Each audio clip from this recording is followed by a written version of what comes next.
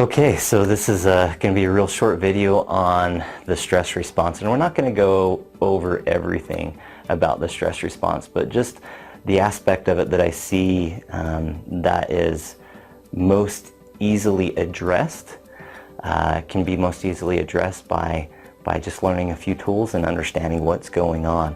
So, and most of it has to do with the vagus nerve, and so vagus, the original term where vagus, that term comes from, is it means roaming or wandering. And what it's referring to is we have this nerve that's connected to our brainstem, and then it comes around our different systems of our body, and specifically around our heart and our lungs, and it wanders. And the way that it works is it's bidirectional.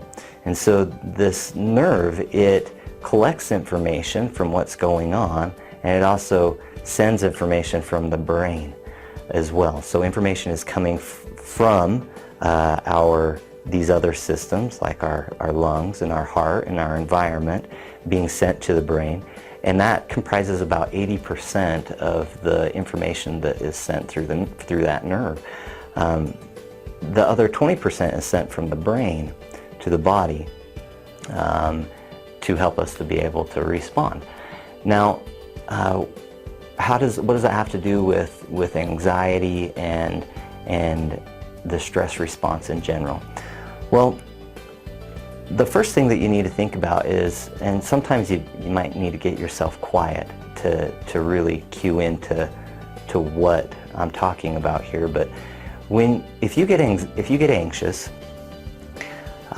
a lot of times we're given cues that we're getting anxious. So sometimes people might clench their fists. Other people might get sweaty hands. Some people get tense in their shoulders, or they might get tense in their chest. Sometimes folks will feel their heartbeat increase. Other times folks will feel that they're not breathing. They'll go, and that's it. Their breathing is not even. And what's interesting is when all those things are happening, if you can think about it, if somebody's going to get ready to hit you, you usually don't relax. You get more tense, and you get ready. And when you get tense, that's sending a signal. And that signal is usually not that things are good. It's sending a signal that something is going on. Now, if you're getting tense, frequently what I'll notice that'll happen is that my heartbeat will raise. And if my heartbeat increases, my lungs, I'll start breathing erratically, or I'll increase my breath, or I'll stop breathing, like I had mentioned. I notice that a lot in men.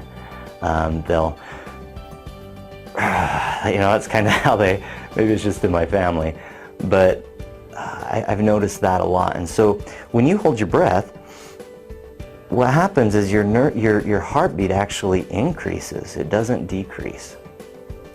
And that's sending increased blood is being moved all over, and hormones are being sent. It's saying something's wrong. Now, we can't really control our heart rate directly. It's hard to control if we're getting tense in our shoulders, or if we're sweating. But one thing that we can control is our breath.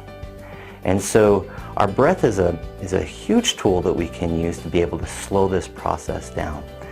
I like to use an analogy to describe the process that leads up to a panic attack or just feeling anxiety in general. If you've ever worked on a bicycle, you can imagine, or even if you haven't, just imagine what it's like if you turn a bicycle upside down and you pedal the bicycle with the tires in the air. That tire starts spinning quite quickly, and it's hard to stop it.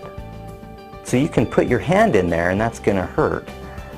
You need to use the brakes, and that'll stop it. But in relation to the anxiety, it's hard to put the brakes on our anxiety. Once our heartbeat increases, and then our thoughts start increasing and getting more circular, and our interactions get more sharp with other people or short with other people, and our breath gets erratic, that just increases that cycle. And once it starts going, it's really hard to stop. So what we want to do is we want to be able to keep it from from spinning really fast. And that's what the next few videos will be about. So stay tuned, go to the next video if you want to keep learning about how to stop or slow down that cycle. Thanks.